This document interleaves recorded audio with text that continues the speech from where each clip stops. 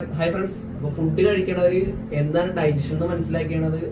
Food ഉണ്ടാക്കി വെച്ചത് കഴിക്കുക, വയറ്റിൽ ഡൈജഷൻ ആവും, കൈകൂടെ മോഷണമായിട്ട് പോകും. പക്ഷെ ഇതല്ല ഡൈജഷൻ. ഡൈജഷൻ എന്ന് പറഞ്ഞു കഴിഞ്ഞാൽ ഹാവ് 3 പ്രോസസ്, മെയിൻ 3 പോയിന്റ്സ് ഉണ്ട് ഡൈജഷൻ. അതായത് ആ ഫുഡ് കുക്ക് ചെയ്യുമ്പോൾ ഉള്ളൊരു പ്രോസസ്സ്, അത് ഡൈജഷനിൽ പെടും.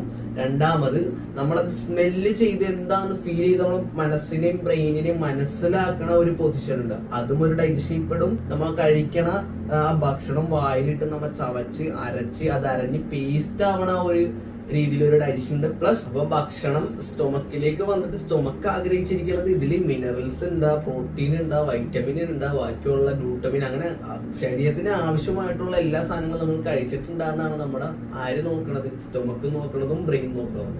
അപ്പൊ നമ്മൾ കഴിക്കുമ്പോൾ എപ്പോഴും ബോധ്യം വേണം അതിൽ ഈ ഒരു സംഭവമൊക്കെ ഇൻക്ലൂഡഡ് ആണ്. അല്ലാണ്ട് നമ്മൾ എപ്പോഴും കഴിച്ചുകൊണ്ടിരിക്കണ ഫാസ്റ്റ് ഫുഡ് അല്ലെങ്കിൽ നമ്മ ഈ ഐസ്ലാൻഡേന്ന് മാത്രം മനസ്സിൽ വെക്കരുത്, ഇതും കൂടി ഇൻക്ലൂഡഡ് ആണെന്നിട്ടുള്ള ഒരു കാര്യം നിങ്ങൾക്ക് ബോധ്യം ഉണ്ടാവും എപ്പ നിങ്ങൾ ഭക്ഷണം കഴിക്കുമ്പോൾ. ഓക്കെ.